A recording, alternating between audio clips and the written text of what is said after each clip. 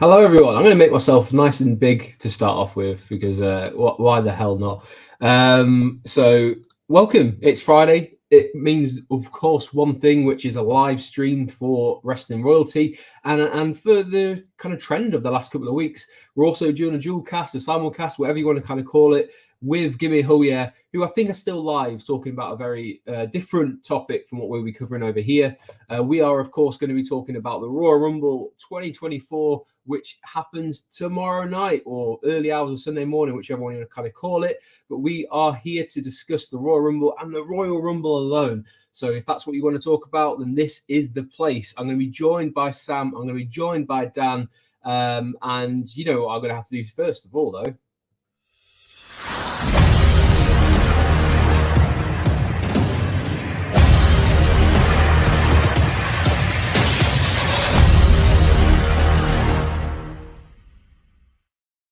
And I think I just need to start off by saying, of course, thank you very much. If you are joining us here on a Friday night, it's always great to have you in. I'm going to play the world's shortest sting of 3 seconds for Gimme Who Yeah, because I still haven't been sent a new one and a longer one. So, yeah, here's 3 seconds. And I don't even have time to add the guys from Gimme Who Yeah. That's how short that is. And I promise I'm getting a new one. Where did that come from, Dan? Sorry to jump in, Andy, but you used to be. That's not Dan's fault. I was sent that by Dom. That was Dom. Dom, do you know what? I'd love to ring him up and have a go and go, rah, rah, rah, rah. But do you know where that boy is right now? He's in a health spa in Harrogate, having massages. Yeah, he loves it. Got cucumber on his eyes. It's beautiful. Having a colonic. Yeah, that his beautiful significant other is with him. They're enjoying themselves, and they're like, "I've had an absolute B word of a day," and he's like, just completely sad. Fun fact, though, after Money in the Bank, Andy, I think. Oh no, was it Money in the Bank? When the hell was it? I don't know. But there was after a certain point, we were going to sack off all the work we had to do and just go to the spa in the hotel where we were at, but we didn't do it in the end. That was before Money in the Bank, right? Because that was after SmackDown. Yes, it was after the press event. Yeah. Sorry, I'm sure we had to go, but I just want to readdress that. Dan, did you just say he's basically saying that Dom is full of, you know what, to have that done? No, some people go and actually enjoy going one done because they feel refreshed afterwards. I'm fairly confident that's not what he's about. I know full well because he and I have discussed it. Dom, if you're watching, sorry. But I know full well he loves his spas. That boy, he loves massages and stuff like that. But I don't know if he'd have a tube up his bum and do all of that. I don't think that's. I mean, I've got a photo of him and someone else, and he's laid there like that as he's going something waxed, and he's laying face first, so you can probably imagine. The emoji coming up there was very well timed as well. Was that fun going, Dan? Anyway, but we do have the faithful moderator of Give Me a Who Yeah who's doing a fantastic job already of saying hello to all three of us, and I'm sure she'll be saying hello to you if she's around. But hello, Sassy. Fantastic. That's not how you address me, Sassy. That's not how you address me in a hello. I know you've already said it on a Give Me a Whole stream tonight, but there's a word between hi and Sam. I'm just saying, Sassy, while you're there, if we could have that on Wrestling Royalty for the first time, that, is rude not to, innit? Well, that's your lunch. That's your dinner. There's also a running theme with when Sam's doing a stream that Sassy likes to discuss. Sam and Sassy like to discuss what Sassy has for dinner because it's always what sounds like an amazing dinner. Or lunch. So it's actually lunch. I'm sorry. A lunch, shrimp and crab chowder with a side salad, honey buttered cornbread. That sounds unbelievable. And that's from someone who doesn't even have a. Sorry, I was distracted by the chocolate selection. I'm not even a big seafood fan, but that sounds absolutely unbelievable.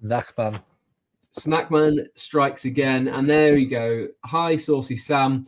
And amazingly, both myself and Dan have been given hi, Adorable Andy and Dapper Dan. I'll take that, and I'm sure Dan will as well. And we've got Norma in as well, who's saying hello to Sassy.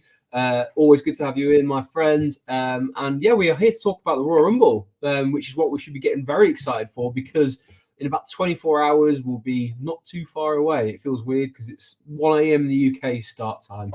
And let's face it, with only 4 matches on the card, we're not going to get a pre-show with a match on because we're barely on the actual card.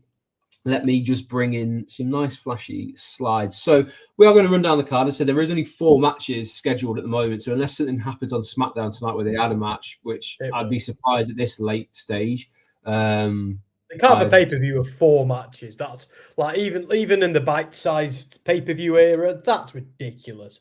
I promise you now, 2 matches will be added between now and tomorrow night. 6 is the bare minimum. If they ever had less than 6, there'd be an outcry.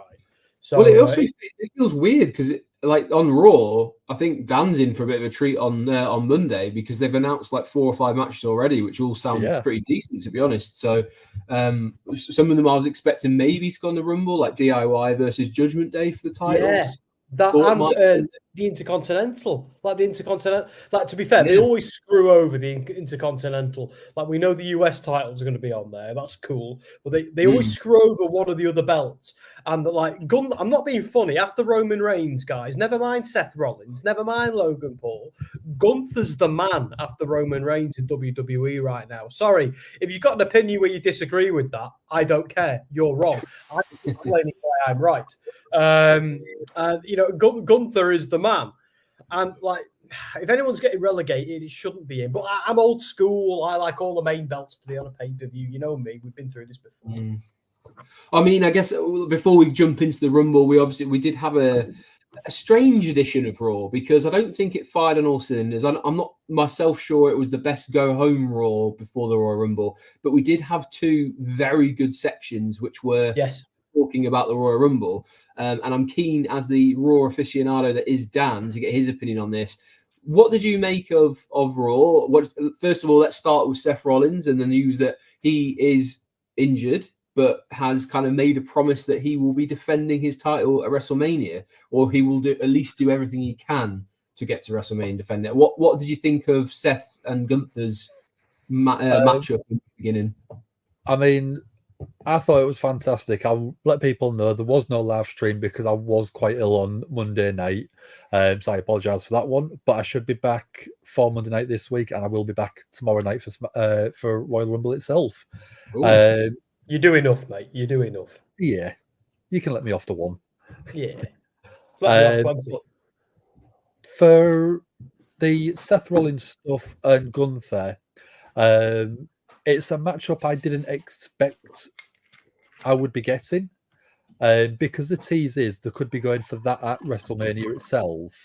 And with the injury, I think with the timescale, I don't know if WWE are playing about with the timeline a little bit, because that is normally about a 2-month to 10-week injury, but WWE have said it's 3 to 4 months.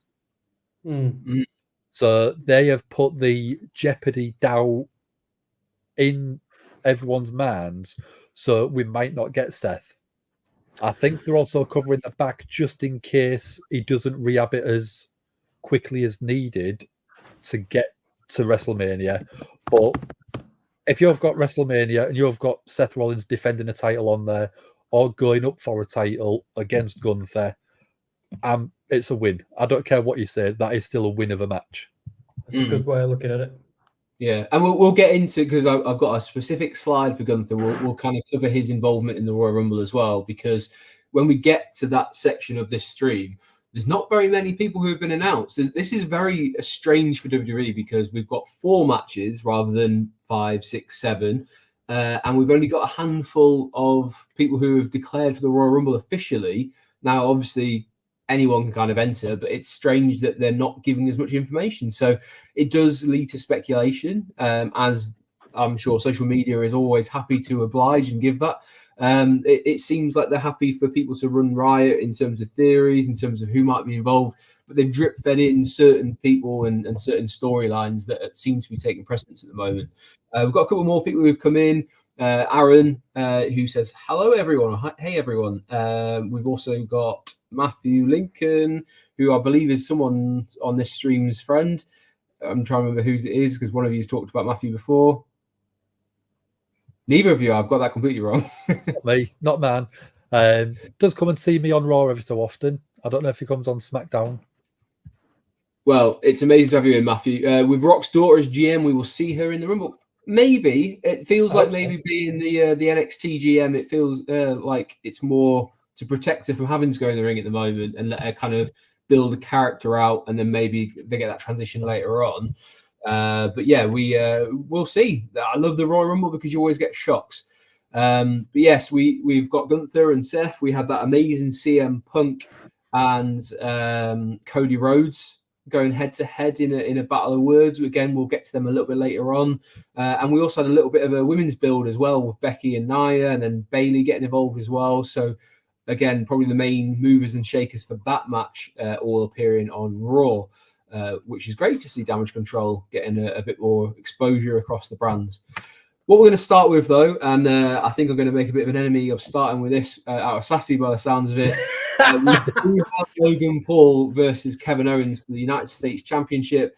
Very intense looking stare there from Logan Paul. And I was very bemused to see that apparently the Superstore over for the Royal Rumble is selling Logan Paul wigs.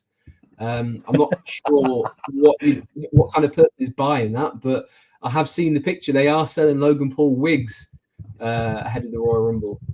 So if you want that, I'm sure you'll be able to find it on Euroshop and WWE Shop very soon.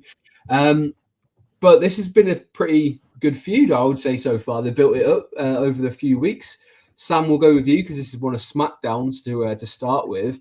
Logan Paul, how have you rated his US Championship reign so far? Well, before I say that, I was literally about to tweet this out, mate, because you've not done it yet. So as my role as social media dude, Andy, if you wouldn't mind tweeting this out from the Wrestling Royalty account where you have 1,000 followers, we can all retweet you. But after that, I will now happily give you my answer. Do you know what? Sassy's going to fall out with me, and she's not going to be my other wife after this. Good luck with your date tonight, Sassy. I'm rooting for you. But I've loved it. I've absolutely bloody loved it. I've just lost Sassy forever, but I love Logan Paul in this reign, and I know I'm in the minority with it. And like, look, I want to say I'm not a fan of Logan Paul before this. I've never watched his stupid podcast. I've never watched his white collar boxing matches. I give 0 Fs about what he does outside of WWE, and that's coming from a guy who works for Deserto. But I love him as a WWE superstar. I feel like he's born for it. He's made for it. He's an absolute.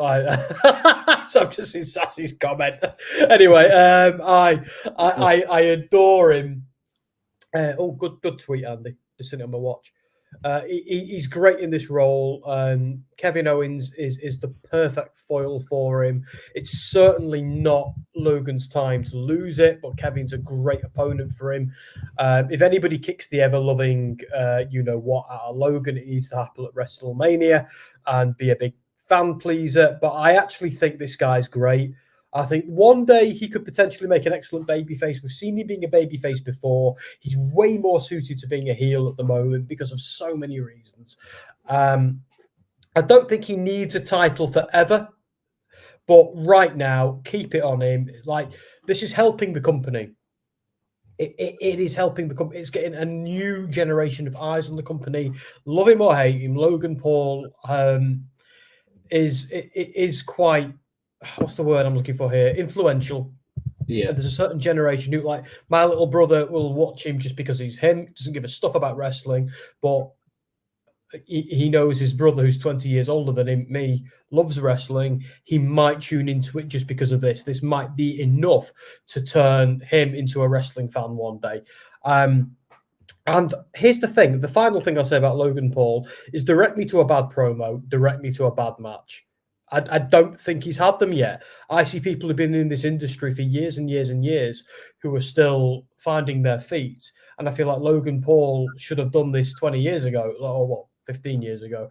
But he's great. But the whole purpose of a heel is to put over a baby face. And right now, Logan Paul is one of the best heels in the business, which is great for whatever baby face eventually takes that title off him. I am all in with Logan Paul. before I'll come across to you, Dan, to ask, I'll kind of follow that up with, what have you made of the Kevin Owens side of this? Because this has been brewing a little while. They obviously had the tournament to fill in the gap of where Logan Paul potentially wasn't available. And then they kind of went into this, like they have videos of him and they've had him on commentary, very much steering clear of having him in the ring too much, but still present in some ways. And obviously Kevin Owens has sort of, I guess, had to carry this on his own for some time before they've actually had the meeting up. What have you made of their feud in particular when they've actually had the chance to stand across the ring? I mean, I think Kevin Owens is probably in my top 3 favourite talkers on the microphone at the minute. He can build a feud without anyone there. You could put a broom in the ring and he would make you believe that that broom is out to get him. He can. He could. He is that good at making That's you so believe. good, it made me laugh. Well, I gathered that, Sam. But in terms of what Kevin Owens does, he is an unbelievable mic worker. And it reminds me a little bit of John Cena calling out The Undertaker for weeks before WrestleMania. Kevin Owens was doing so much of the groundwork that even though Logan Paul might not have been there or The Undertaker might not have been there, you still sort of felt the presence of, oh, we know he's going to be annoyed at what Kevin Owens has just said. Yeah. So Kevin Owens, as the babyface in this match, can still easily lose it and still come out a bigger star than before he went in, because people will know who Kevin Owens is after this. If you are a very, very casual fan or you're a Logan Paul fan, you'll have probably never seen Kevin Owens or very limited exposure to him. So Logan Paul is, I don't want to sound like I'm hyping him up because Sassy loves me, but it's she loves me more. Logan Paul is shining a light onto Kevin Owens. And for the people that don't know, it's going to be a massive increase in viewership from all angles, I think, because Kevin Owens in the ring himself will absolutely smash it. He will put on a good match. We know Logan Paul can actually be fantastic in the ring. We saw it against Roman Reigns. We saw it last year at the Royal Rumble with Ricochet. He does not mind putting his body on the line. Yeah, that's true as well. Yeah. I'm still a bit perplexed whether the whole like black eye thing was makeup or he legitimately did, because I thought he caught him on the other side of his face, but they did a good job of selling it. And I actually really enjoyed the promo that he did last week. I thought that was the best. I know you said he's not had a bad promo, but I thought that was his best promo so far, Logan Paul. And to go sort of head to head with such a good talker like Kevin Owens, that was pretty impressive, because I think there's some people who would kind of flounder under the pressure of Kevin Owens, and he had like a bit of a stinging barb in there saying, I'm not even allowed to talk about some stuff that I'd love to talk about, which could have kind of made the ground open to swallow him. But I thought he did well in that. I feel probably in line with you guys. I'm not his biggest fan, like by any means, but I think he's done very well to show respect and, you know, take on board probably a lot of criticism, a lot of feedback, and a lot of pointers. And he's in the ring is very, very good. So I think this will be a great match, a good clash of different styles. I'm expecting it to go fairly long, I'd imagine, because there's not many, as you said, not many matches, so they've got plenty of time, I would imagine, to put on whatever they want to do, really. What do you, prediction wise, we are going to kind of talk about the predictions thing at the end, Dan. I'll give you your moment to kind of pronounce everything. But between us, prediction wise, what are we thinking here? Is Kevin Owens actually got a shot of taking the belt, or was the fact that Logan Paul was announced for Elimination Chamber in Australia, is that make it a done deal already? Yeah. I don't think you don't need to think about it. If you're going to have someone with a title and someone sort of worldwide with their eyes on him as Logan Paul is, you want to have him on the biggest show of the year. So having him at Elimination Chamber is a good start, but having him at WrestleMania, you'll look at the clicks that he draws. it's all money in WWE's eyes. It's all viewers onto the program. It's all expanding your viewership to people who might watch Logan Paul because of the YouTube stuff. They might watch it because of the boxing stuff, but it is all circulated around generating viewership, and that's what Logan Paul does. So you keep the title on him. You don't take it off him at the Royal Rumble. Sam about yourself, who's currently necking straight behind. This is what happens when he gets into it with Sassy. He takes it very personally. He's just down him. Oh no, it's just I'm out of mixers. What am I going to do? Not drink? Mate, I'm British and a journalist. Yeah. Oh my god, that's so good. It's not brown rum though. I love brown rum. You know, like Captain Morgan's or Kraken. Yeah. Yeah, definitely, Fabulous. But yeah, I agree with Dan. Logan's retaining because that's where the fun is. Like KO is way better when he's chasing. And it's like you said, the thing in Australia is like a walking spoiler. But at the same time,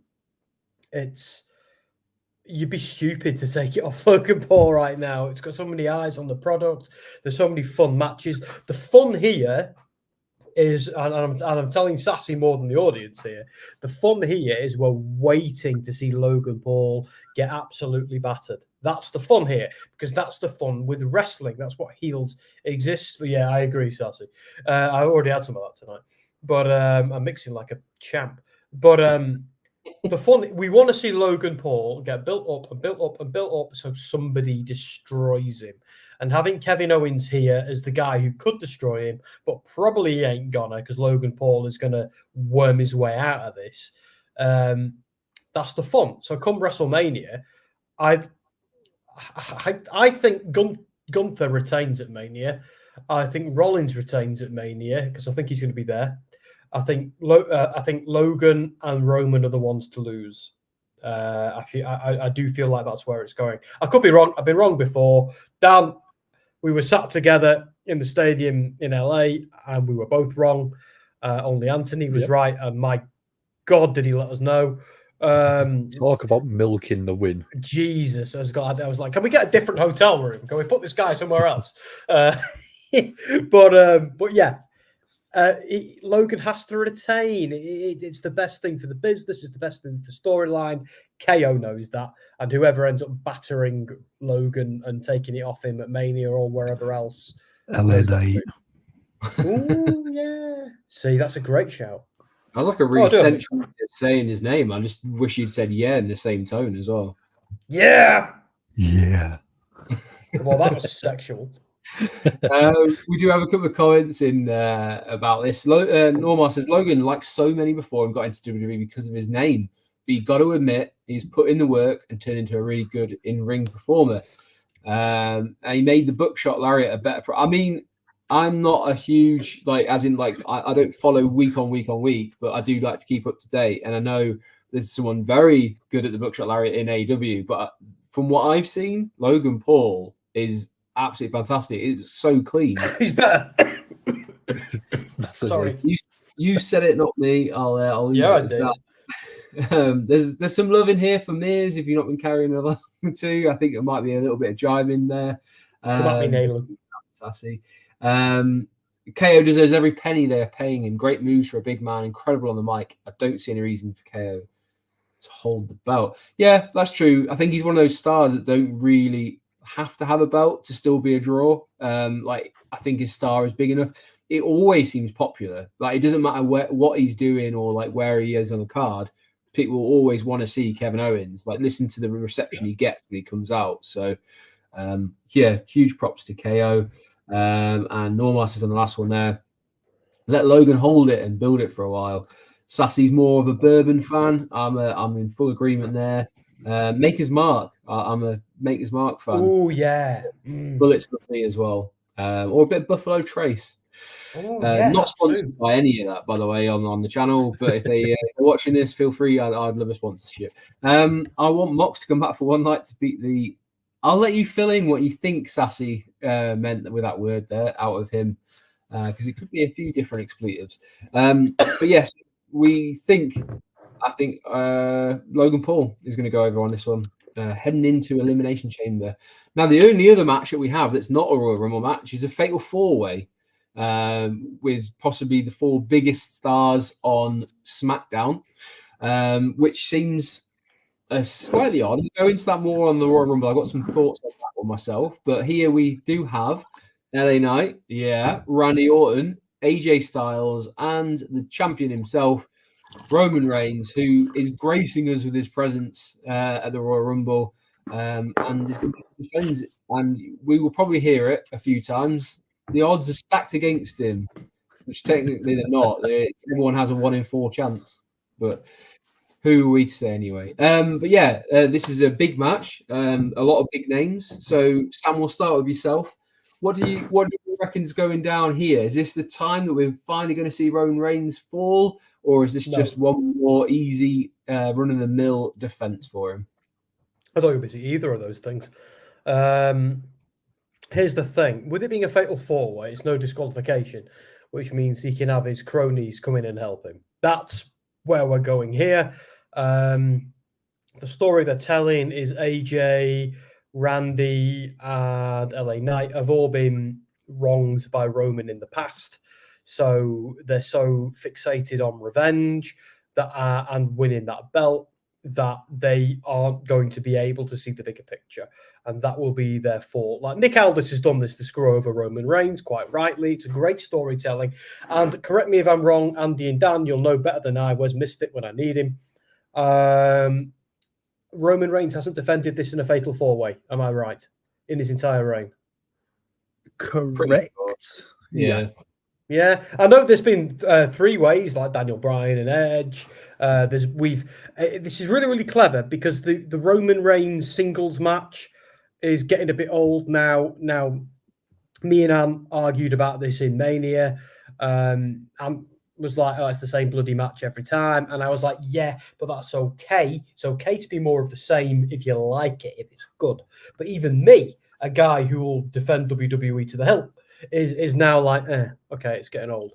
But I love Roman Reigns. I love his reign. I'm of the belief that this reign cannot be ended anywhere else other than WrestleMania out of respect for Roman and what he's achieved. And I mean that within kayfabe. I just mean he, as a man, is owed that. So now Randy, LA Knight, and AJ are all fantastic, but none of them are the guy to take it off him. What this is about is taking out 3 of WWE's big hitters in one fell swoop. So somebody like Cody Rhodes can come in there and do it. If indeed that is still the plan, as things have begun a little bit up in the air this week. But I don't think that changes anything. But these 3 guys, I think it's going to be a great match. It's going to be really, really fun. It's a little bit like WWE of 2017, where we saw a lot of multi-man matches, people battering each other. It was really, really fun. It was like we had the 4 Monsters feud. Anyone remember that? It was really before the dark days of 2018 and beyond. It was great stuff. But the whole point here is Roman puts these 3 behind him. Then he crows and crows and crows, and then something happens with The Rock. That's what I think. And then ultimately it's Cody Rhodes who takes it off in finishing the story, blah, blah, blah. That's my prediction. But I think Roman retains at the Royal Rumble. The idea being he's won a fatal 4-way. He's unstoppable. That's the idea. But he cheats to win because he takes advantage of there being no disqualification to get his cronies involved. However, I do think this might be the last time he has this version of the bloodline. So I think something goes down here where he either kicks out Jimmy, or Jimmy leaves of his own accord, because that's the story. That's the wider story they're telling. Or Solo Sikoa, the cracks start to appear. This is all storytelling, but Roman retains. Yeah. So rewind 1 year to the Royal Rumble in 2023, and it was Roman Reigns, not the Royal Rumble match itself that closed the show. So Dan, do you see this happening this year? Are we going to see the title match go on last, or are we going to see a Rumble match? Because there's a couple of connotations as to, I guess, who or what might happen at the end of this match if it were to go on last. What are your thoughts on card placement? Do you think it will go on last? Do you think it goes on first or somewhere else? I honestly think this match has to go on before the men's Royal Rumble. I think you open with the women's Rumble.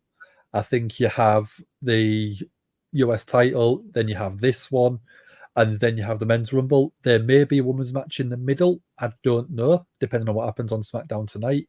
But for me, you have this match. So essentially, you know who's going into Mania with the championship, Roman.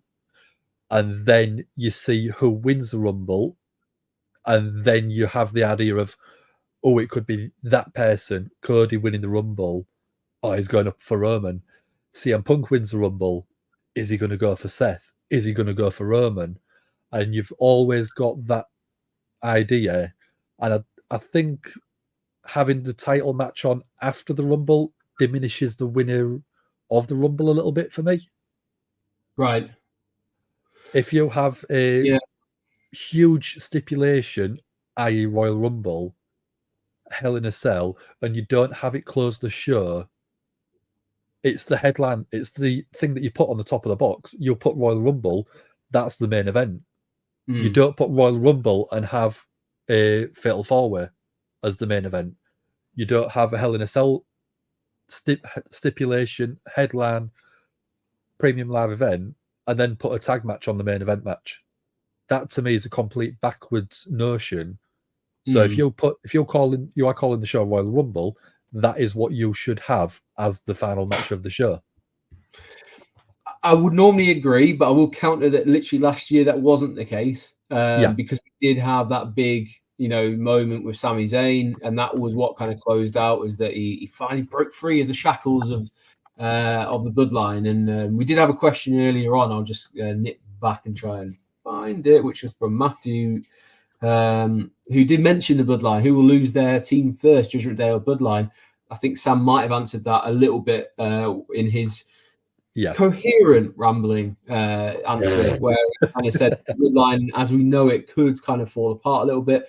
But yes, I think it's an interesting one, because to me, if this match was to go on last, there's an expectation that something is going to happen after it, which would probably have to include someone like The Rock.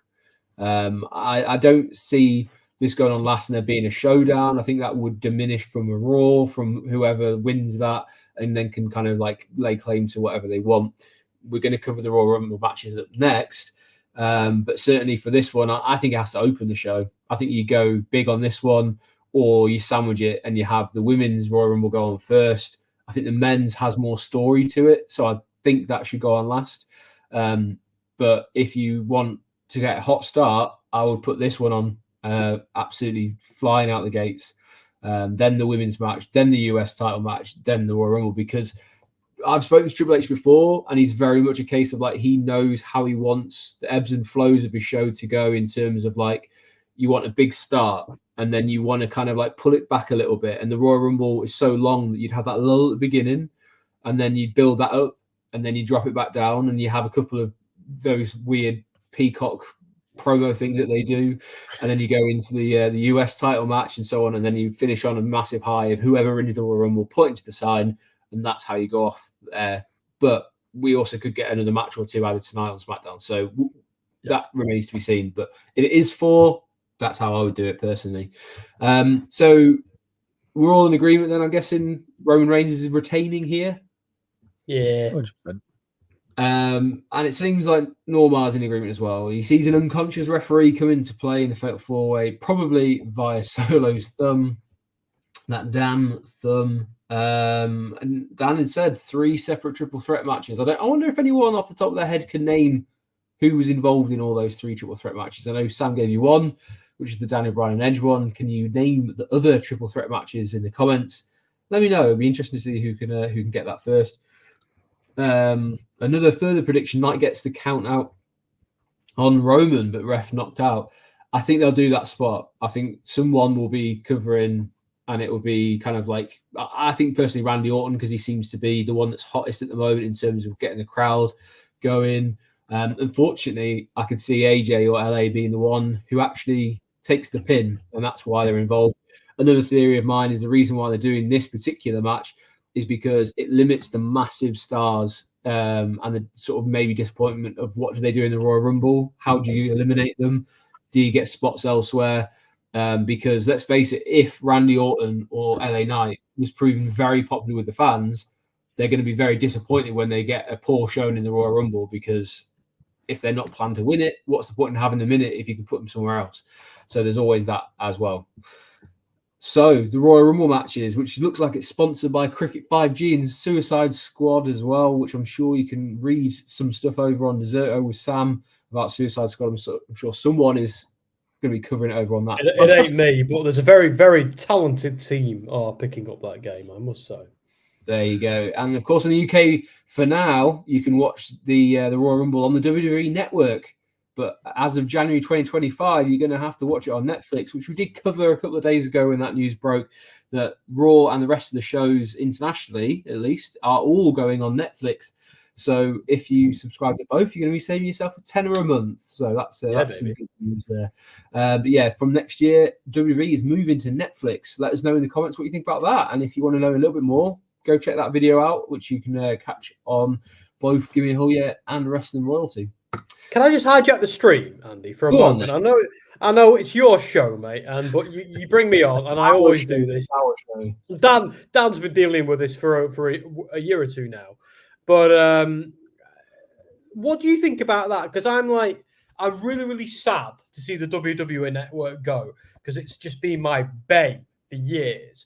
But I'm glad they're not peacocking this crap, and I'm kind of glad that the pay-per-views, or so the premium live events, if you're watching PRs, and the TV are in one place. That to me is massive, really important. So, I'm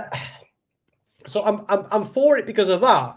But I'm so sad to see the network go. I'd love to know what you two guys think about that. Dan, I'll let you go first, mate, if you want. Okay. Yeah, I go onto the network every so often, and I'll put Broken Skull sessions on. I'll put 24/7 on. I'll put a day in the life of whatever on. And there's so many good things on there that I could probably. What's going on here? Oh God, Undertaker! I think you're about to be. Sorry, Dan. I think you're about bloody hell. You're both in Hull. I think you're both about to be attacked by the House of Black, mate. I'm just going to remove myself for a second. I'll be back. Has anybody got the Brood music? Dun, dun, dun, dun. Well, don't worry, by the way, guys. We can see that Dan is actually still okay. He's just turned his camera off for now. He hasn't started flashing and just disappeared. But that's so funny. He is fine. See him. He's just leaving shot right now. So I'm sure Dan will come back, but he's got to fix his lighting issues. Worst comes to worst, I'll ring his missus and find out if he's all right. He's fine. I'll add to that. I'm sad to see, a very specific WWE network and platform go, but Netflix wasn't the worst option for it to go to, and as long as it's like an established platform, then great.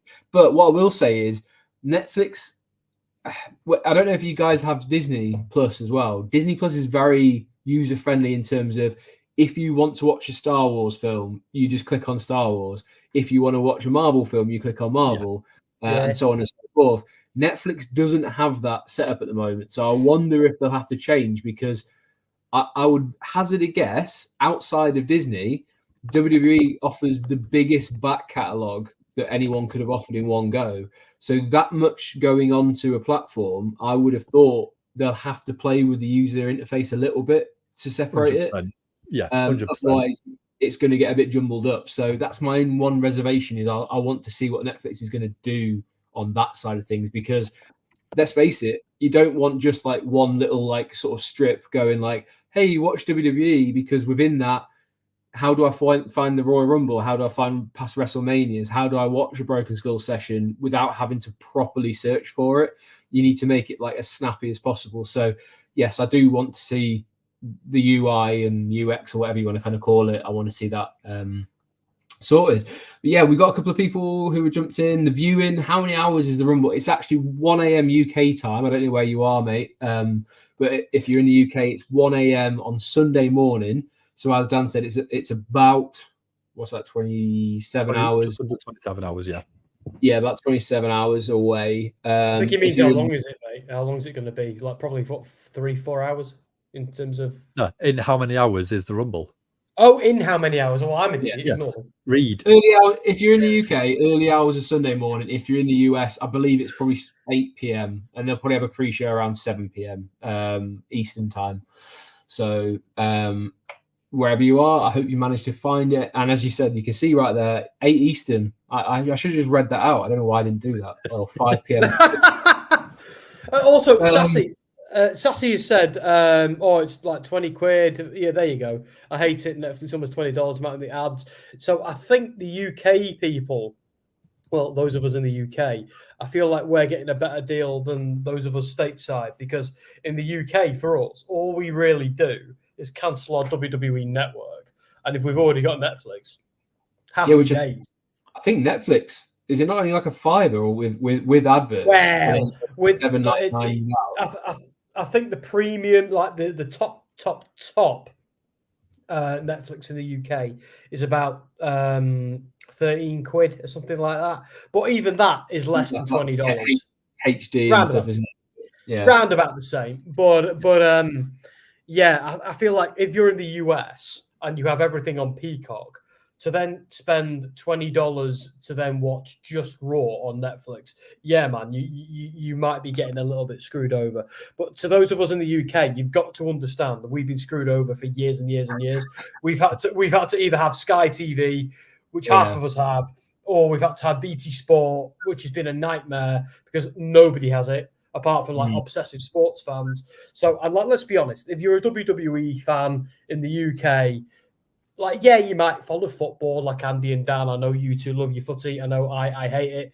But someone like me has to either pay for a sports channel he's never going to watch unless it's UFC, or borrow his father-in-law's, which is exactly what I do. So the fact that everything's coming to Netflix, including the PLEs, I'm really, really pleased about that, because I hate ads in Raw and SmackDown. It drives me mad. But the idea of having everything in one place is awesome. And I don't know about you boys. So if you've both got Netflix Premium, do you think there would be a way for Netflix to either change the subscription price to include it, or would you think it could be an add-on instead? Because I think that's what I'm expecting. Are the prices to go up to at least £20 to £25, or do you reckon it could be a add-on? I think like it'll be an add-on, because if they try and raise the price just for wrestling, I think there'd be way too much. There'd be way too much backlash. It'll be like Peacock, boys. It'll be whatever. Basically, if you've got Netflix right now, WWE is just added to it. Now, depending on your subscription, if you've got the ad-free Netflix, then you've got ad-free WWE. Congratulations. If you don't have the ad-free Netflix, then you have WWE plus ads. I don't think anything is going to change. They're not going to like make you pay extra just to have wrestling. It'll be like with Peacock. If you have Peacock and WWE, it comes to it, then you have Peacock with WWE. It's going to be like that. Like, they're not going to make you pay extra. Because here's the thing: in terms of Netflix, WWE isn't that important. It's just content on their channel. Vampire Diaries fans aren't going to want to pay an extra £3 to watch Seth Rollins versus are they? So I think that's where the problem's going to be. So I think if they were going to change any kind of price, it would be an add-on. But I still don't think they'll do that. I think they're just banking on here the network shuts and they gain X amount of subscribers, and that's how they're kind of like financing it, is to go, yes, we're going to pay $5 billion over the course of 5 years, but we estimate that we are going to get 3 million UK subscribers that will instantly move across to Netflix if they don't already have it, or solidify it, etc., etc. So I think that's the way it's going. But if you want to check out a bit more of the Netflix and statements that we've read, please check out that video. We do have a few that we've got to get through here. Miplet1, which is a fantastic username. In it, it's great. It's Michael. Sam, Andy, it's Michael Pagnota. I hope I said your last name properly there. He started his own channel, so good luck with your channel. Please go find Miplet, and I'm sure he's a stand-up guy because he's joining us, so he must be. It's Michael Pagoda, mate. He's Give Me a Whole Yeah royalty. Wait, is Michael the guy who has Jeffrey the giraffe from Toys R Us in his picture, or is that a different Michael? Oh, it might be a different Michael, but Michael Pagoda is Sassy's Mox buddy. He is in terms of Give Me a Whole Yeah, mate. It goes the hosts, Sassy, Michael in order, and Jack. Sassy, Reigns versus Edge versus Bryan. There is one. We're looking for the other triple threats that we've got as well that Roman Reigns has had. If you can name any other ones, let me know. Sam's going to subscribe to you, Michael. So there's at least another subscriber added for you. Normal, I've had Netflix for years, so no big deal, but I would not be strong-armed subscribing just to watch WWE, probably the future of a lot of sports. Yeah, it'd be interesting to see if Amazon Prime and Apple and Disney and whoever get involved in the future. Already some American football is streaming exclusive on Prime. We get the Premier League is on Prime as well, some of them. I think there was plans. Is it Apple TV's got the MLS as well? So it's not the first of its kind, but it definitely seems to be the way people are moving. And I'm sure at some point the Premier League will probably move in the direction of its own platform at some point or join something. I really hope this is the real Nia Jax, but I have a feeling it's someone who's a big fan of Nia Jax. And if you're asking my opinion, if it was the real Nia Jax, I hope you do win because you're a lovely person and you're more than welcome to come on WrestleSphere and Wrestling Royalty and give me a hug, yeah, if you are. But you ask, what do you think of Nia Jax in the Royal Rumble? I'm in Australia and I've seen the Rumble. I know who wins in every match, but not spoiling it. Well, you've got some inside information there, Nia, which I'm sure you should know at this point. I don't think Nia Jax is winning, but we're going to cover that match right now, and we will talk about Nia Jax and her chances. We talked about the stories, myself and Dan, last week going into the Royal Rumble, and hers has been a story that has featured quite heavily. We've got a couple of other people who've joined. JPW says hi to you as well. Geez, I'm not. There's loads. Yes, it is me with Jeffrey. I knew it was. I was right. I love saying that. Which I believe is one of Sam's colleagues as well, from Dexerto, I think. Hello to you. Deanna says regular TV is dying. Is a good point. Yeah. I think you're right there, and thank God we don't have to put up with all these discussions about ratings wars and stuff, because really, who gives a shit? Deanna said hi. Do you just swear on your own channel and ours? Mate, we're 48 minutes in. No, I love it, Andy. I love it. We're going to talk about the Women's Rumble because we are 48 minutes in and we've got two more matches. Yeah. I don't know how we've managed to stretch a 4-card match out to 48 minutes already without discussing two of them. I hope you stretch this out to 1 a.m. That's my hope. You do, but me and Dan certainly don't. Becky Lynch. I'm waiting tomorrow. We've got the Women's Royal Rumble, and because there wasn't actually any kind of nice card that WWE provided for any of the Royal Rumble matches, I don't have a nice flashy one to put up. So they've given us these nice individual shots of some people. I've had to mock up one for Bayley because they didn't give me one. But first, Becky Lynch. Let's discuss Becky Lynch's chances going into the Women's Royal Rumble. Do we see Becky being a 2-time winner, or is her fate destined elsewhere? Dan, you're shaking your head. We'll start with you. I think it's going to be she falls at near enough the final hurdles, probably down to the last 2 or 3, and I think it will be Becky and someone else that we're going to discuss in a minute in the final 2, and there's very good reasons for both of them to be in the final 2. But I think Becky's already won it; she doesn't need that accolade adding on to her list of accomplishments already.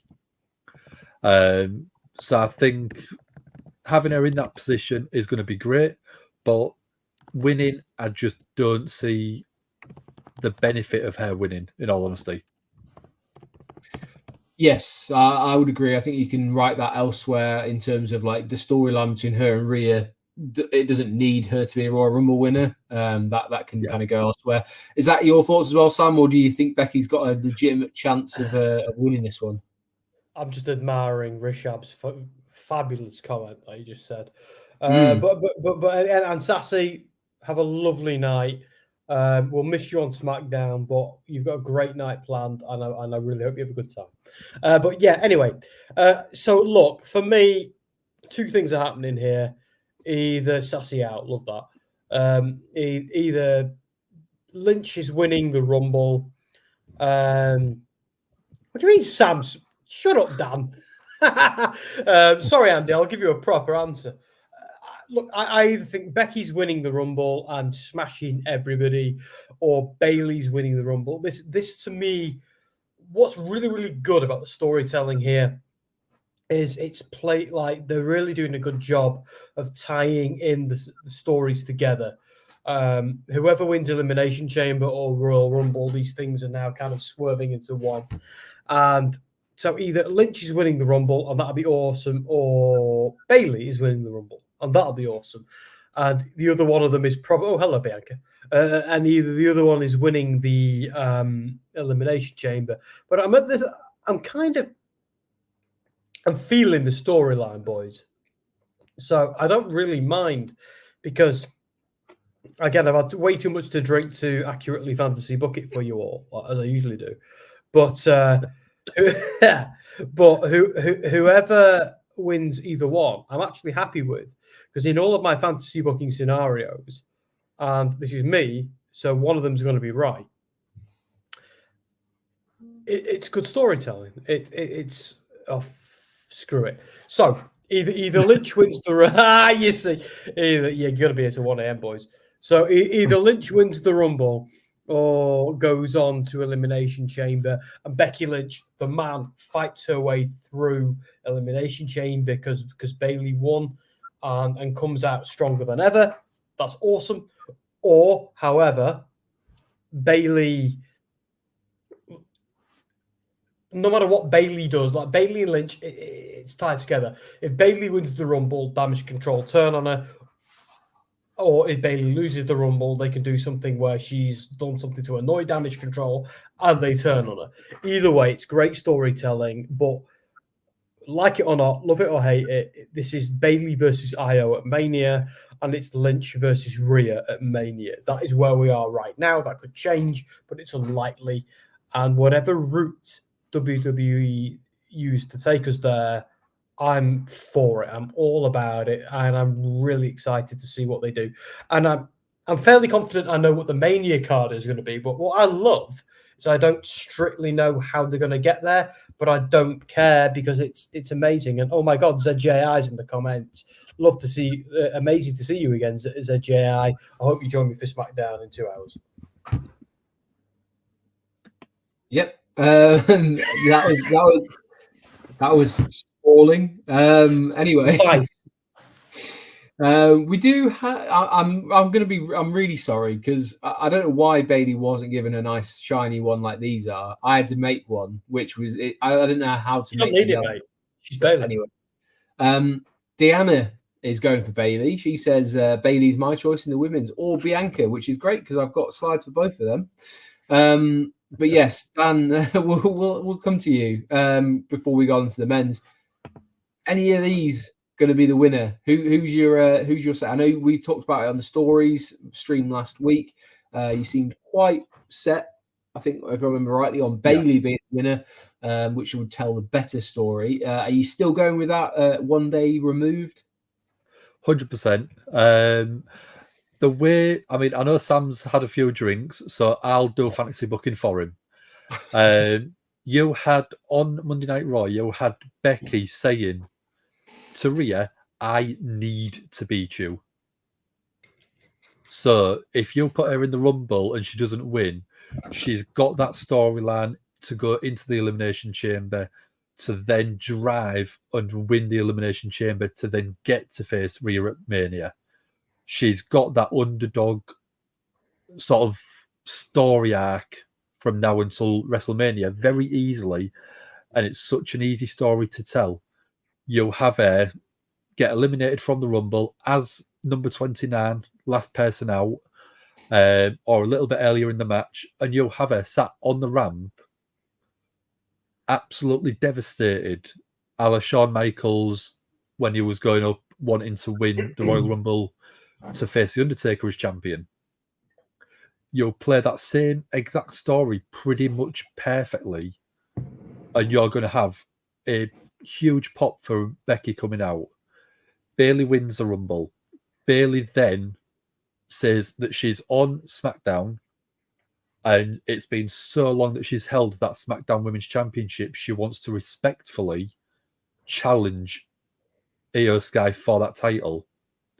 Io takes it as a sign of disrespect, kicks her out of Damage Control, and then you have Dakota Kai as the new mouthpiece of the Kabuki Warrior faction, so to speak. Wait, the Kabuki Sky Pirates. That's the one. I couldn't Yeah. remember which one it was. Right. So you'll have Dakota Kai as that mouthpiece, and then at Mania you'll have Bayley win. Dakota Kai is then back from her rehab. She is the first challenger for Bayley's new title. Interesting. That's how I'd be going. That's what, in my mind, I've fantasy booked the hell out of it, and I love it. I absolutely love the idea of that.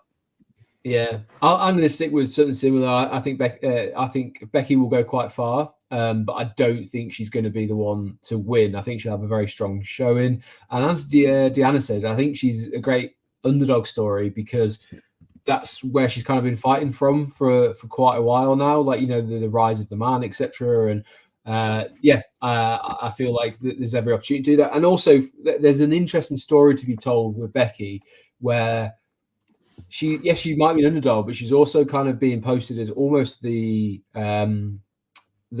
older dog against Rhea, where she's got to prove that she can still hang with this sort of the new big bad in Rhea, and whether she can kind of like, and that's what to me the story they're telling is quite captivating. Doesn't need the Royal Rumble in that. Becky can just outright challenge her. On the way to WrestleMania, she might have to vanquish Nia Jax because Nia's got a win over her, and she's got to kind of prove that she can beat Nia outright in that as well. So there's a couple of stories that they can kind of tie in with Becky. But for Bayley, I think they might kind of do an angle where she does win and then she delays making a decision to kind of pick Rhea, which what she said she would do, which breeds a little bit of kind of, puts Io on a bit of edge, and they get basically snap, and that's how she kind of goes against it because they think that she's going to be the one who turns, and they just jump her eventually. I think that might be the way they go.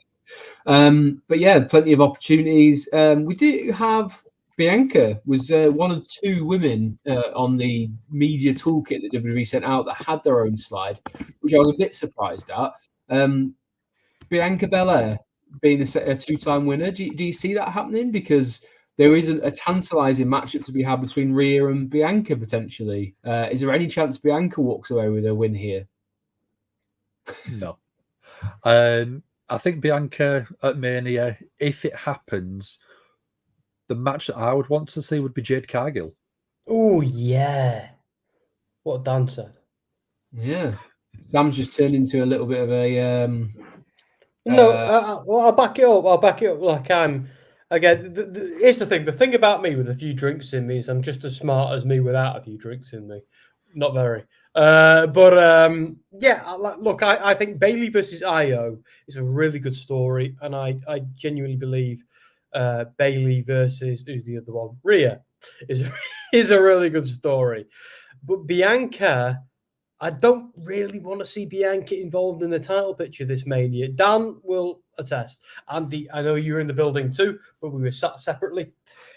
Dan will attest to how I was nerd raging over Bianca winning. I was the only person in that bloody stadium who didn't want her to win because I wanted Asuka to win. Because, do you know what I mean? Yeah, Dan, you'll remember, mate. I was raging, and we were already absolutely drunk as skunks because Anthony had bought all that 10% bloody beer and made us drink it all because he couldn't bring it into the stadium. So we all waddled in there. trying to maintain. But anyway,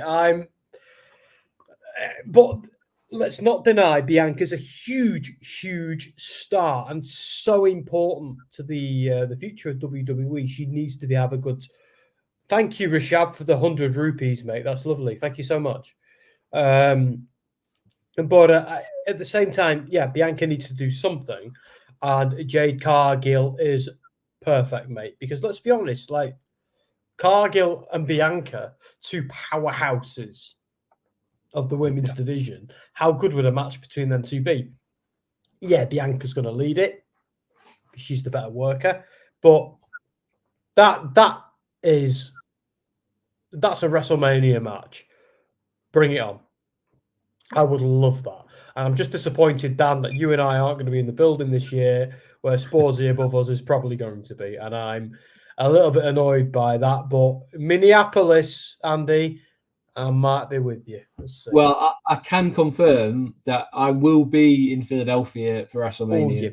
And the associated events, but I'm not going to Raw, even though this year they might actually make an effort to do something. I love that show. I did. Like, Dan, what did you? Sorry, Andy. Dan, what did you think of that? Because I know, like, Dom and came out of that show like, well, that was BS. I was like, I just saw Brock Lesnar beat up Cody Rhodes. That was pretty cool. Am I the only one who kind of came out of that enjoying it? Yes. Yeah. Yes. Right. We'll move on. Was probably it was from start to finish the most ridiculous Raw I've watched, and that includes Thunderdome and Performance Center. Oh, flipping heck. Like, I'm not being funny, Dan. Like, I've been to a few SmackDowns now in my time, but that's the only Raw I've ever been to. Would you believe? So yes. I have got tinted glasses. Yes, you're biased. No, I'm not biased at all. I'm a bloody journalist. I don't know what bias is. All I know is I was there with a group of my lovely friends who I adore. I had a few beers in me, a few nachos. I had a really good night. I was flipping exhausted. I couldn't wait to go home and sleep next to a hot woman. But not being funny, Dan, you are wonderful to sleep next to, mate. Honestly, you really are. I know. I'm going to change the subject. We also have Jack, who was in LA with us as well. Hey, Jack. Becky for the women's and Punk for the men's. Roman and Logan Paul to win the other matches. We're going to get into the men's Rumble imminently, but Norma's going to say, let Jade and Bianca team up for some eliminations. Then Jade turns on Bianca and throws her out. Instant heat between the two. Yes, I agree. I think that'd be a perfect way to give Jade a bit of spotlight, because she doesn't have to get too involved in terms of wrestling, because I know they're still kind of giving her some pointers, and she's working with Natty and TJ to kind of build that experience up a little bit more. So when they do pull the trigger on that, then it'll be absolutely amazing. He's also suggested or asked or recommended, whatever you want to say. How can you call Aunt Lovely? Just look at it. What's there not to like? I mean, Dan, I'm not being funny, mate. I've said to my wife numerous times, do you know how better in bed Dan is than you in terms of just sleeping? Why are you intent on changing the subject back? I'm not. I'm just saying, Dan rolls over and goes to sleep and does not move, does not snore, does not do anything. I promise you, Dan in bed is the best I've ever had. Well, on that note, we're going to go on to the 30-man Royal Rumble match, which we only have a handful of people. I'm going to ask you about this, because the women's has even less than the men's. This is the first year in a long time where they haven't announced pretty much the full field, and that's not to say that they can't do that in the next couple. And Rishab was asking where Tom and Nick Mysterio are in the picture, and probably R-Truth as well. I think they're one of the anonymous ones at the back, to be honest, because we haven't been fully introduced to them yet. But this is the field, other than Kofi, who I think has also announced officially that he's in it. This is all that we know so far. So either expect SmackDown to have a few announcements on, or social media to go crazy. But there's a lot of people who normally talk about it, being very disappointed with the Royal Rumble and the fact that they announced everyone, because back in the day, the anticipation of the match was everything, and you'd get these surprises and you wouldn't know what the field is. and it leads to a lot of speculation. It feels like this year they're steering into that and letting everyone make up their own minds who's going to be involved. Are you a fan of that? Because I can see Deanna likes that they haven't been announced. As Dan says, 11 announced for the men's and 6 for the women so far. We also we've got another guest, and we've just been talking about him. How can we call him lovely? But we've got Anthony kicking around as well. Let's bring him in. Let's unhide him. Oh, hi. I just made a really good noise. Hello. Sorry, I'm exhausted. No way. That stream does sound like hard work. Ant's been doing another stream for Gimme a Hole, which you can watch immediately as soon as this finishes. You can go watch the whole thing again because it makes for very interesting viewing. It's a very hot topic that we're not covering here. So I implore you to go and talk, give the comments over on there. But he did a great job of reading through some legal documentation. It's a very heavy subject. So if you would like to know a little bit more about one of the other big wrestling topics this week, please feel free to do that. I have said we will not be covering it here because I want to concentrate on the action, on the superstars that have been doing a great job. But I'm glad Anthony's here because, Anthony, I believe Royal Rumble is one of the ones of the events of the year that you actually like to watch for WWE. Am I right in saying? Oh yeah, man. Can we see a T-shirt, by the way, mate? Sorry to jump. I just want to see that T. Oh, look at that. Oh. Do you know what that calls for? 3 seconds. Oh, look, and it's done. I mean, like, make an effort. That's awful. Is that what Dom said? Good money on that. Yeah, that's how what bad is that? Yeah, so you guys normally have like Big E or Darby Allin or Mick Foley, and I get a 3-second sting. I'll sort you out. You just need to contact technical support is what you need to do. That's Dan. He's here. No, I love the Royal Rumble, man. I love the Royal Rumble.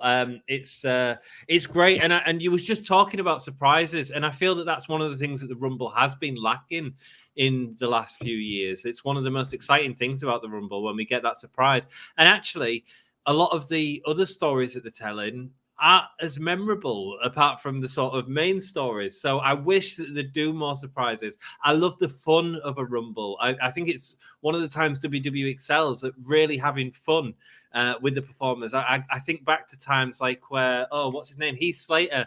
Was it Heath Slater or Bo Dallas was knocked out by every guy that come down the ring and couldn't get into the ring because he kept getting knocked down by each person. I love moments like that. That to me is what the Rumble is all about. And AEW provides a lot of like fun wrestling. You look at characters like Orange Cassidy, and I love that in a Rumble. That's really memorable to me. And the surprises. Last year we had Booker T, but it felt like it was still missing something. And while it told a great story with Cody Rhodes and Gunther, I'd say, and certainly the most memorable part of that Rumble, as well as the sort of friction between Drew McIntyre, Sheamus, and Gunther, and sort of bringing that all to a head. They were the memorable points, you know. And I want more surprise, Andy. Yeah. And we might. I think we are going to get a couple of surprises. I don't know if it will be as many as some people are expecting because it's always great to see social media explode with all the names that could happen. I've seen X-Pac's name mentioned quite a few times. It would be kind of cool to throw back because it is nice when they throw in like an older name just for the kind of like Attitude Era or the Ruthless Aggression Era pop. And X-Pac would be cool, especially as I would like a moment between him and Dom because of that kind of like go away heat, the X-Pac heat that's been said that they have, which would be cool. But let us know in the comments, is there anyone in particular that you want to see as a surprise entrant? Maybe it's a comeback, maybe it's a debut, maybe it's someone who we haven't seen in a little while who's been injured, someone like a Big E maybe getting involved and going up against Gunther.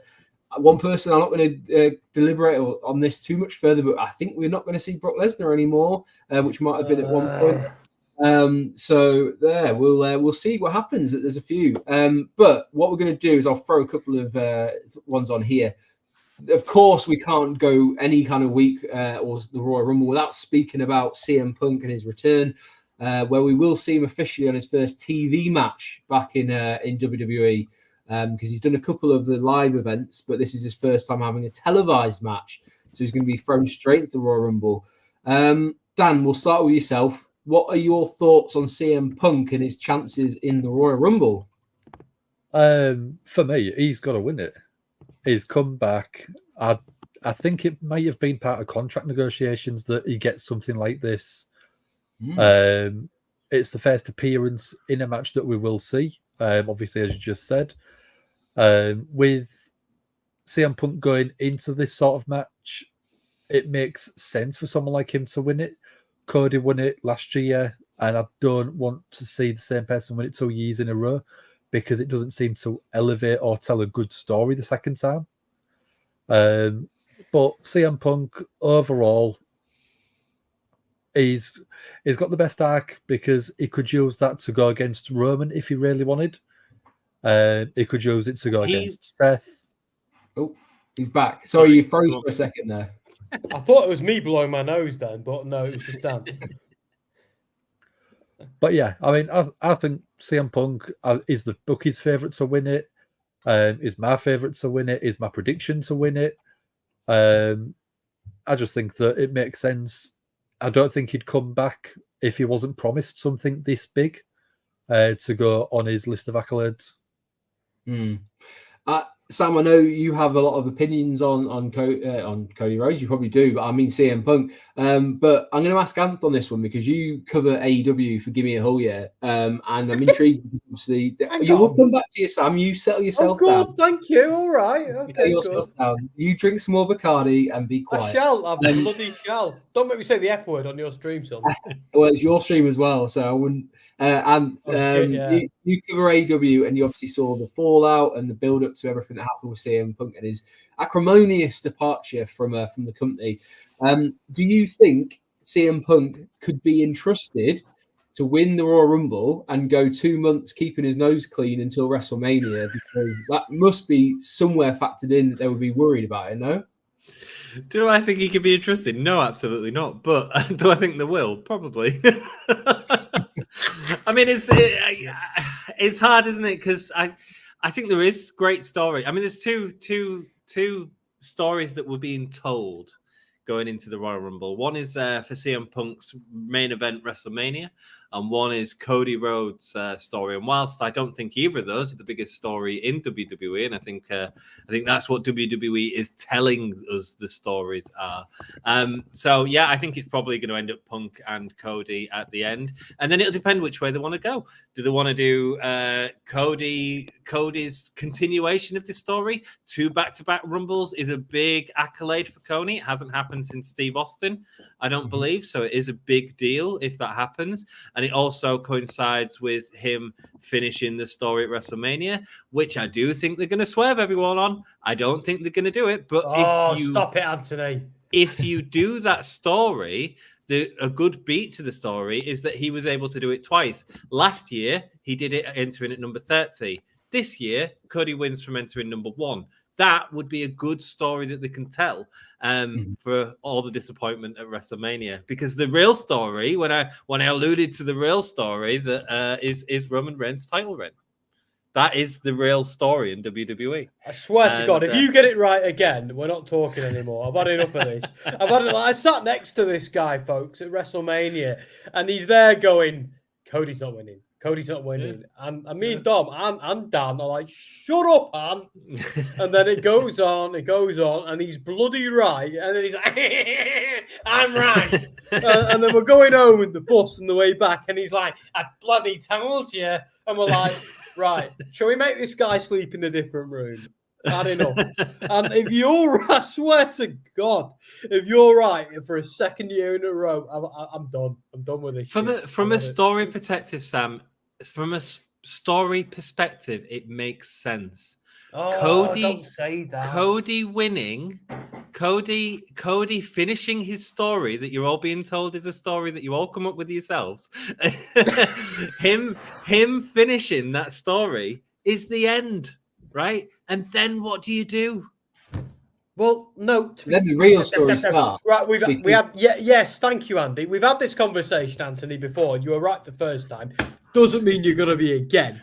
But I don't know. Like, I'm starting to think you're bloody Mystic Meg. But anyway. I don't know But what story is better for Cody than that. You can have a babyface champion. It's a thing you can do. But the problem is wrestling in AEW and WWE, the big two, have forgotten. Even New Japan have forgotten how to do that right for 20 years. Let me ask another question. Do you think Roman Reigns is facing The Rock? No. Not at WrestleMania. Do you think? Yeah, WrestleMania, but do you think they want to have Roman Reigns versus The Rock? Of course they do. But it's such a money match. Yeah. Then he's keeping that title till he has that match. But it doesn't need the title, I think, is my counter to that. I think if they're going to do it, it's more about they can set that apart and have it basically, it's a domination thing of like, who is the real head of the table? It doesn't need the title because I think the title actually kind of muddies it because most people aren't going to go into that match thinking they will put a WWE title on The Rock in 2024. Like, it just wouldn't happen. And I think that would maybe be enough to kind of put people off the outcome, but the build would be great. I think your question, though, or your point earlier on, if Cody comes out number one, there's two routes that goes. They either have him overcome all the odds and have him go from 1 to 30 and win, or they have him go all the way and just fall short. And he's always the one who will just fall short. Always the bridesmaid, never the bride. And maybe that's the way they do go. And that's good storytelling. Either of them are good storytelling. And I tell you the other thing, the other problem with Cody winning the title, I think once Roman's lost that title, he's going to be babyface. I think Solo Sikoa is going to cost him the title. And I think it'll be ready to have that huge babyface in Roman Reigns. So I think once you've done that, it's going to be difficult to do The Rock and Roman Reigns. Does that make sense? Yeah, I do get that perspective, but I'm not even sure. Like, let's put it this way: The Rock was sweating and out of breath doing a promo. I don't know if he could even get close to doing a full match at the moment. Not in that state. It's different. Does it sell tickets though? Oh, 100%. 100%. Does it matter if he only does 2 minutes if it sells all the tickets and all the eyes on WWE's product again? Yeah, to a degree. And the only thing I would counter with that is basically to say, like, where do you go afterwards? Because then it goes, oh, great, we got a 2 minute match. Was it really worth it? And I think these days people would not be scared to give their opinion on it. But as you say, he could do a rock bottom of people's elbow, and that's all he has to do, and then kick out, and then take one spear, I guess, and it'd be enough for some people. So go on, Dan. I was going to say, if you look at the start of the year, we was predicting the main event matches at WrestleMania. Night 1, we was predicting CM Punk and Seth Rollins. Night 2, we was predicting Roman and Cody. We was picking other matches up along the way, but with The Rock coming back, is there a possibility, because I've seen rumours of it, where people are now booking Rock and Roman for night 2, CM Punk versus Cody Rhodes for night 1. I can see why they would do that, but again, what happens to Seth and his title reign? Because if you've spent so long trying to build that new belt up to then completely drop it out of either of the main events, I think that really damages that title.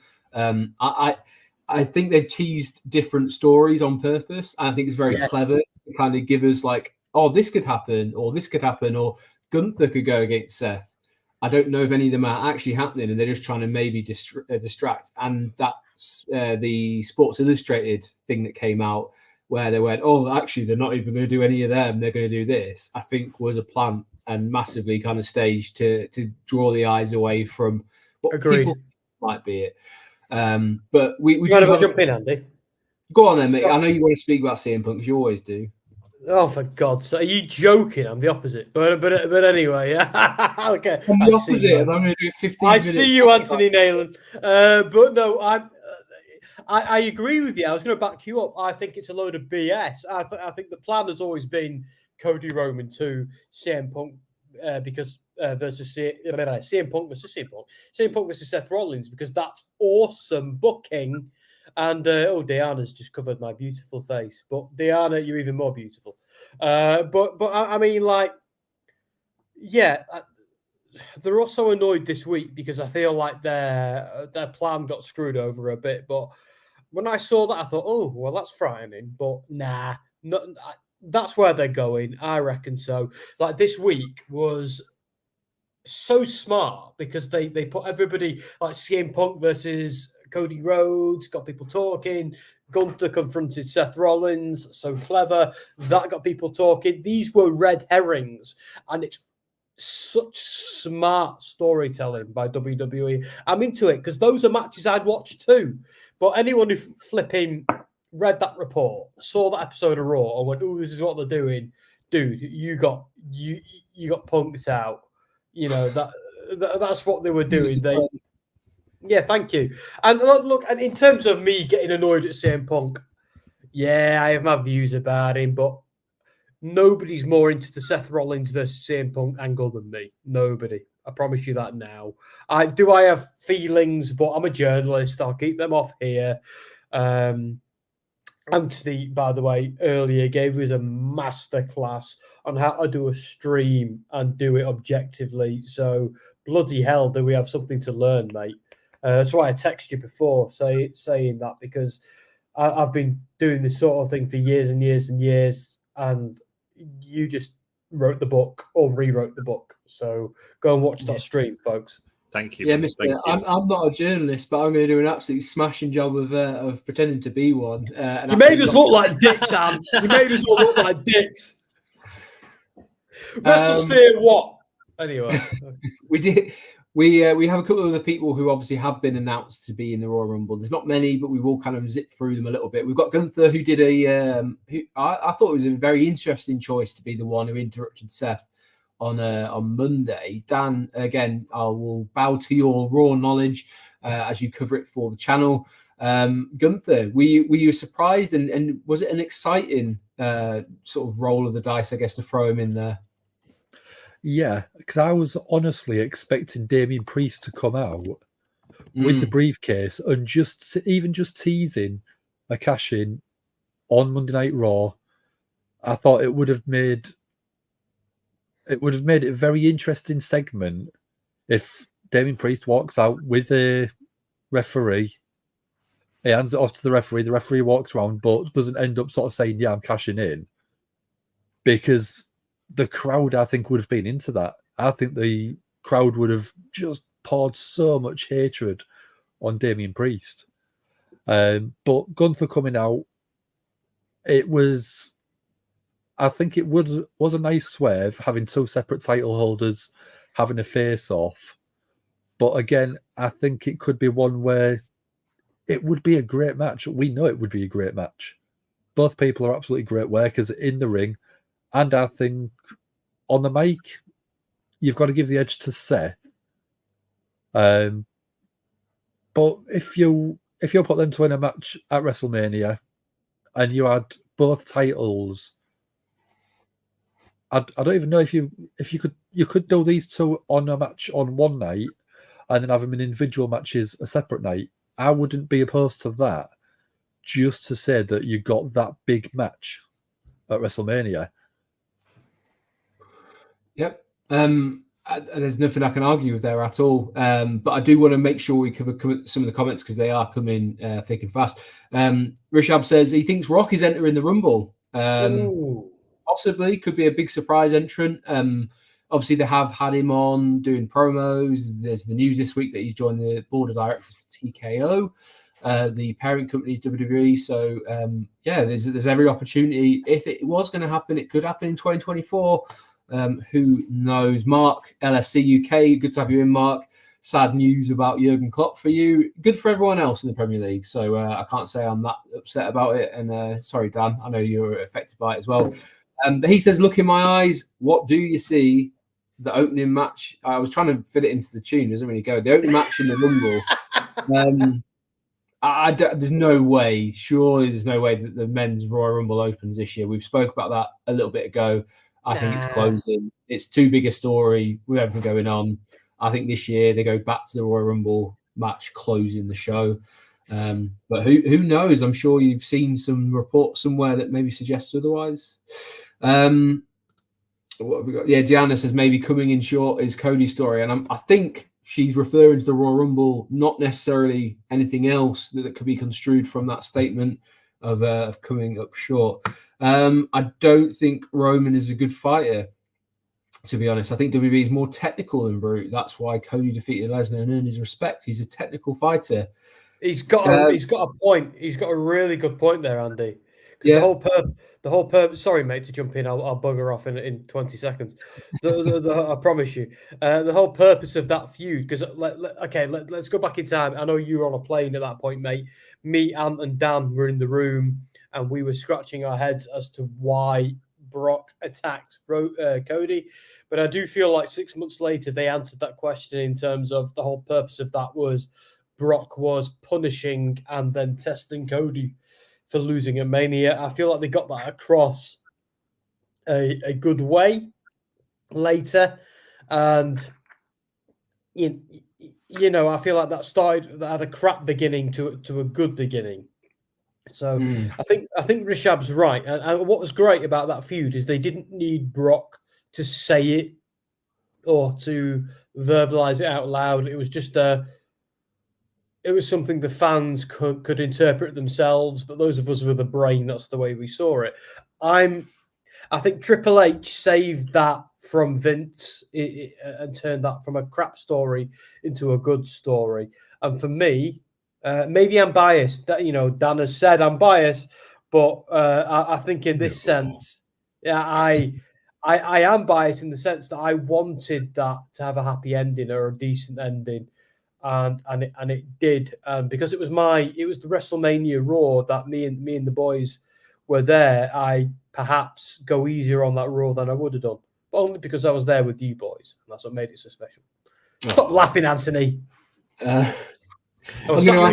You did not go light about it. You come out of that place and your face was like this. But then I had a beer and a midnight steak, and that was good. I just got drunk before every show. It's the best way to enjoy it, honestly. Yeah, I know you bloody did. We went into WrestleMania night 2. Me and Dan were like, are we going to be able to get through this? That guy bought bloody 9% beer before we went in. And we had to drink it all, folks, because we couldn't bring it in. What we're going to do? Waste it? We're British. We can't do that. Sorry, Andy. I promise you 20 seconds and we'll go way over. Yeah, I'm used to it by now. It's fine. Anthony. Yeah, you are. Gunther's on the screen at the moment, and we said earlier on maybe Cody goes in first. Do we get Gunther as number 30 as a nice bookend to that storyline? And the other question I'd ask you is, do you think the original plan might have been for Brock Lesnar and Gunther to be the pairing at WrestleMania, and maybe we saw the start of that in this Royal Rumble? Yeah, I think all of that makes complete sense. Exactly what you said. One thing I would suggest with Gunther, though, as a story, because I think he's the character that could do it, is to not send, if he's sending Cody number 1, sending Gunther number 2, and have Gunther's story be that he always starts a Rumble first or second because he wants to prove his dominance, and always have Gunther either get to the end until he eventually wins it. I think that could be a great long-term story, and I think the start of that has potential this year. So does that make sense? Yeah, absolutely. I mean, he's such a dominant figure that it feels almost like we wasted to put him as number 30, but I think there's every opportunity they could try and tell him more towards the villainous story where he doesn't have to do much other than just coming in at number 30, because I was thinking number 30 should go to a heel. It feels more of a heelish thing to have. Definitely. Rather than a babyface, because that's the one thing that really irked me last year. I knew Cody was kind of coming back from his surgery and stuff, but I always thought that the roles were completely reversed, which was interesting, but it's something didn't sit right with me that a heel comes in at number 1, goes over an hour, and then in comes the babyface at number 30 to kind of have a few minutes. That's subverted for me, but maybe that's. I just love the idea of having Walter Gunther as a constant, like, he's coming in first, but he might win it. He nearly won it last year. Do you know that new version of Kane that I don't feel that we have anymore? Because Kane was always a threat in the Rumble. He never actually won it, but as soon as he come in, it was like, who's going to get Kane out? You know? Yeah. and that sort of excitement. That's the excitement of surprise that I want to see. And for me, that's why Gunther's a great character in that, you know. Yeah, we've got other comments that have come in as well, which was about Damian Priest. We'll have a quick chat about Damian Priest in a minute because he still does have the case. Be interesting to see if they use it in the next few weeks or not, because obviously with Seth potentially not being around, what are they going to do with that? And maybe he goes for the IC title instead. We'll see how things shake out for Priest. But Mark says we all have that feeling that Priest is losing, right? Words 789. Hello to you, my friend. CM Punk, bring back the ponytail. Mark, I'm not. This is a wrestling stream. I can't talk about Liverpool. That's not happening. Calling it now. I will talk about this one, Mark, because this is a good point. Call it now. If Seth does make Mania and faces Punk, they have to do the music theme troll like they did with Roman in a previous Rumble. Possibly. I love the Royal Rumble because it throws up all these kind of dream scenarios and these callbacks and things like that. So it'd be fantastic to see. Maybe Matt Cardona comes out, but it would be like the woo. But we'll see. My good friend John has joined in. I think he might have already left as well. But we're going to nick through his comments. Literally popped in to say The Rock has no place being near that main event of Mania. No disrespect to him, but dude is out of breath cutting a promo. Ticket sales are irrelevant as it's already sold out. Yes, it is, and we also did a stream about Mania selling out. So go check that out. That's back in the archives, but I think it's one that's quite popular as we head into WrestleMania season, and of course that infamous road to WrestleMania that we will be on as of Sunday morning or late Saturday night. I don't know what to call it, depending where you are watching it. You had another one. Surely Rock versus Roman goes on Netflix week 1 for an event with tickets left to sell.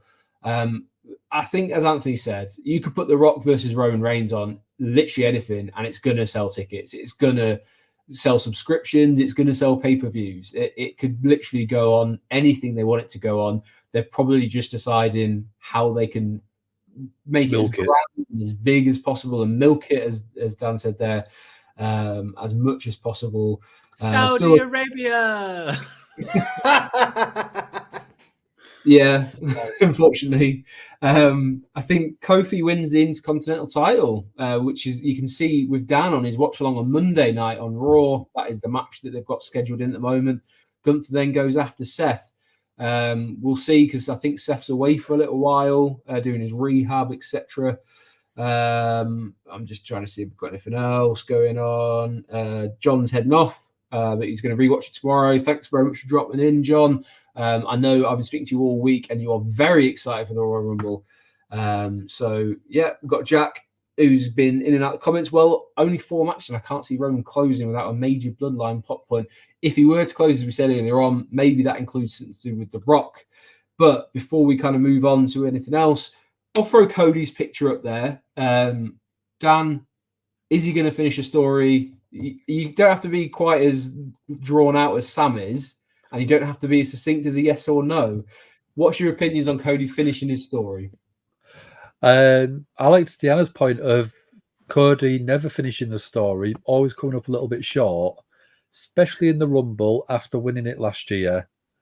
I still think he goes on to Elimination Chamber, wins number 1 contender to go on to beat Roman at Mania and finish the story that way. You've then got a champion that is on TV on a regular basis, fighting it, defending it, because that is the sort of champion I think Cody would be. So in terms of the Rumble, I don't think Cody will finish the story there, but going further down, I do think that is what will happen. Yeah, we discussed it last week on the stories. I would love to see him go full Shawn Michaels and just start attacking people because he's frustrated when he gets thrown out of the Rumble. Sam, what do you reckon to that? Like, there's a couple of people here who are saying maybe Cody falls just short. Is that something you can get on board with? I don't think they can do that again after Ant's already raising his eyebrows. But I mean, you can't keep saying I'm gonna finish the story. I'm gonna finish the story, then not do it. Like, this is WWE. You can't keep being this like all meta and one thing meaning another thing. It's if he fails again, he's a loser forever. It's that simple. In WWE, like Roman Reigns can't hold that belt forever. It's like he's not going to break Bruno's record because I don't think anybody is in this era. So Roman wants to go and have a bit of time off, and it's already getting a bit awkward. Him holding time off. Hold on, time off. Yeah, every other week of the year. Not what you think. He doesn't get the time off until he loses the belt, mate. It's not proper time off until he loses the belt. Yeah. And also on that point, it's come up a couple of times for him to beat Bruno's record. I believe he has to go till deep into 2028. Not happening. It's ridiculous. Like there'd be no such thing as a WWE fan by then, or that belt would cease all meaning. It can't be done. It's a very, very people think, oh, you should be. It's a different world. Like, yeah, we can. There's plenty of records he can beat, but that ain't one of them. I don't see how anybody beats that in the modern era. It's a completely different universe. Ant's got his hand up, so I'll make this quick. If he doesn't do it at Mania, all right, fair enough, but they've got to have a damn good storyline in their back pocket for if he doesn't, because I can't put up with Dom not following the product for another year. That's all I'm going to say. Did anyone think that? Did anyone think that Roman Reigns had beat Hogan's? Shut up, Anthony. He's beat one of them, hasn't he? I think is his the next one as well, or is that Bob? It might be. Yeah, it might be. But did anyone see that coming? I didn't. Can we kick Ant from the chat, please? Can we kick Ant from the chat? Oh, that's a shame. Oh, wow. Oh, no, I'm never even here. No, stop bullying my Sam. Well, that's, I mean, well, here we are. This is clearly not a proper "Give Me a Whole Yeah" stream, but because in those streams, right, where's Dom? Dom, come back from your stupid spa. Anyway, there you go. But what we're going to do, because we've run through everyone, I know we've had a couple of comments about Damian Priest. It's a very confusing time for Damian Priest because he's got the Money in the Bank briefcase, but seemingly has no world title holders to go for at the moment because they're either going to be rehabbing, not around very often. Dan, I'm going to ask your opinion on this because, again, it falls under the kind of curtain of Monday Night Raw. What do they do with Damian Priest? Because it's an interesting one to have him in the Rumble as well as holding the briefcase. What's going on with Damian? I still think he holds that briefcase until after Mania. Once you get past WrestleMania, you've got potentially 2 new champions that are going to be around more and are going to be more accessible for a cash-in. So I think you could have him cash in on Cody very quickly and take the title off of Cody, have him built up from now all the way until just before maybe Money in the Bank itself this year, and then have that title taken off him. Whether it is still part of the Judgment Day, I think it will be. And then you can have the implosion of Judgment Day because Finn Balor would be super jealous. The other idea that I was thinking of, and I don't know if it was a crazy enough idea for it to work, is you could have R-Truth with the actual contract taken out of the briefcase because we haven't seen inside the briefcase. We don't know what Damian Priest is putting in there. So Damian Priest could go to cash in on someone, briefcase accidentally falls open, there's nothing in there. R-Truth comes out and says, yeah, I've put my name on it for you, so you didn't lose it. And R-Truth gets that cash in. I know it'd be a complete goofball idea, but I think it would work with R-Truth the way he is. I think it could be such an entertaining story for an episode on Monday Night Raw. Yeah, quite possibly. And on Raw, we've got the tag team match between DIY and Judgment Day, and I wonder if Truth gets involved and either kind of proves himself, because after kind of bumbling around on last Monday, they either have him bumble around and actually help out this time, or he costs them again. and we see Damien Priest eventually just completely destroy R-Truth, because they have to give him something more than a comedy bit, because quite frankly, right now, I don't think he's in any position to be able to take that on. It feels like Otis having the briefcase a couple of years back. It just doesn't feel like a legitimate. Definitely starting to. The one thing, we've got Arnold Schwarzenegger just randomly turned up on the. I know, where did that come from? I hit the wrong button. Let's try again. Oh, sexual. All right. There's the stuff. No. We are going to wrap things up here, but before we go, there is a big announcement, and you can see it over the shoulder of Dan. That Dan is the resident Gimme a Hull Yeah predictions champion, and as you can see, Ant's eyes light up. You can see a vivid head shake from Dan. He's going to have to start defending it, because he is basically whoa, sweet child of mine. I do believe there was a pay-per-view a couple of weeks ago, and I do believe there was one man out of the Gimme a Hull Yeah hosts who got the most predictions right. And I do believe that man wears the best hat in the business. Dan, I'm not going to come and take that off you physically, because I'm in Preston, you're in Hull. But I do believe that's my belt you got there. That wasn't a full predictions video from everyone. It wasn't a fully no, everyone was involved. Yeah, it was, because some people voluntarily backed out. So Dan, who's got the belt? I mean, you've got the physical copy, but who's got the belt, baby? Who's got the belt? Of the law. It's me. It's my belt. We just haven't brought it round yet. I don't mind defending it. No. Ant, you're right, mate. You to be fair, Dan, mate, you're a two-time pretender, if I'm being perfectly honest. Ant won it off you, and then I won it off him. So, gentlemen, listen, I ain't insecure. I'm not gonna drive to Hull. It's 3 hours away. Shut up. That's like 40 quid in fuel. All I'm gonna suggest, Dan, is you treat that right, mate. You hold it, you clean it, but give me a Hull. This isn't Rishab, this isn't a heel turn. These are just facts, bro.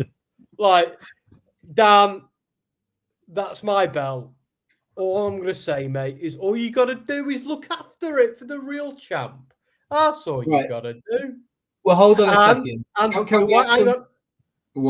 on. Let me have some respect for the current champion. He's holding that belt right now. Let him announce what he's got to announce, and then maybe we'll get to the fact that you could one day hold that belt physically. And also, I'm sure Dan's put together something that he'd like to announce here. So, champ, take it away. Yes. Listen to the host. Champ. So we haven't done it in a while. We are going back to doing our predictions. If you go over to our Twitter page, there is a link where you can join in and have a go at predictions yourself. You can answer all the questions on the list. We're going to have the winner of the Rumble, the number one entrant, the number 30 spots in the match, how the match between Roman, LA Knight, Randy Orton, and AJ Styles will end, who will get the fastest elimination over both Rumble matches. So it's whoever is the person that eliminates someone the fastest, and who will be the Iron Man or Iron Woman. And that is the total longest individual participant in the matches. So if you get your answers in, we might be able to send you out a little treat if you get the most right. And if the host gets the most right, they get the belt. Well, I say they get it, they will be retaining the belt. Whoa. You mean they need to put like a sticker of the face of whoever has the championship, by the way, Dan, if it's staying at yours. Look, right now, by our rules, set up by you, Anthony Nayland and Dominic Smith, a great surname, by the way. Right now, if there's the Gimme a Hull Yeah Championship by numbers, not possession, because I live in goddamn Preston, 3 hours away from you buggers, is That's me. Your fault.